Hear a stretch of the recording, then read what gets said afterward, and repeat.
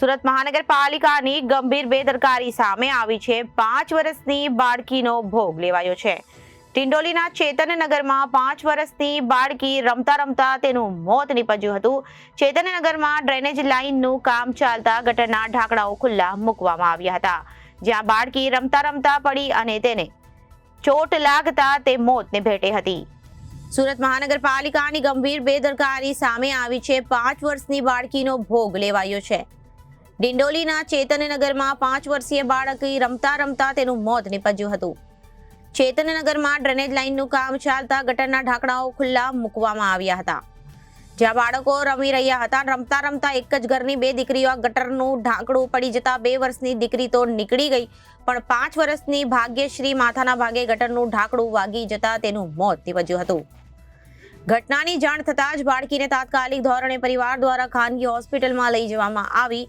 ત્યારબાદ બાળકીને civil hospital લાવવામાં આવી હતી, જ્યાં હાજર તબીબે બાળકીને મૃત જાહેર કરી હતી। હાલ ડિંડોલી પોલીસ દ્વારા સમગ્ર મામલે વધુ તપાસ હાથ ધરવામાં આવી છે।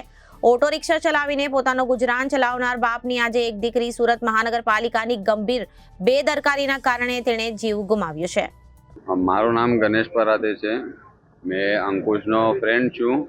અમે સાંજે કાલે રિક્ષા પર કામથી ગયેલા, એ રિક્ષા ચલાવે છે, એના હાથે જ હતો મેં। તો ત્યારે અમને કોલ આવ્યો કે અંકુશની છોકરી પડી ગયેલી છે, માથામાં મજબૂત માર વાગ્યું છે। પછી અમે ત્યાં ગયા તો અમને ખબર પડી કે એસએમસી વાળાએ એમ કુંડી એમ ઊભી કરીને મૂકેલી, બેદરકારીથી રીતેથી નીચે ઉતારીને મૂકતા તો એવું નહીં થતું।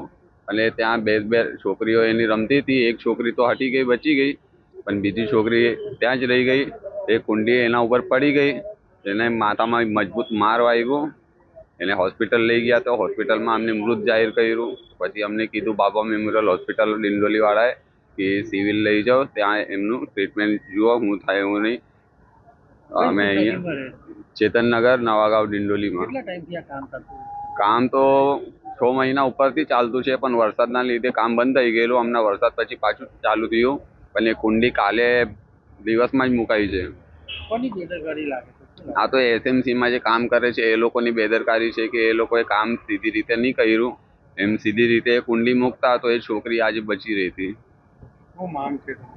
એ તો મેં તો એ જ માંગુ છું કે એને ન્યાય મળે। એની છોકરી એસએમસીના બેદરકારીથી ગયેલી છે તો એને ન્યાય મળે, અને બીજા કોઈની છોકરી સાથે એવું નહીં થવા જોઈએ।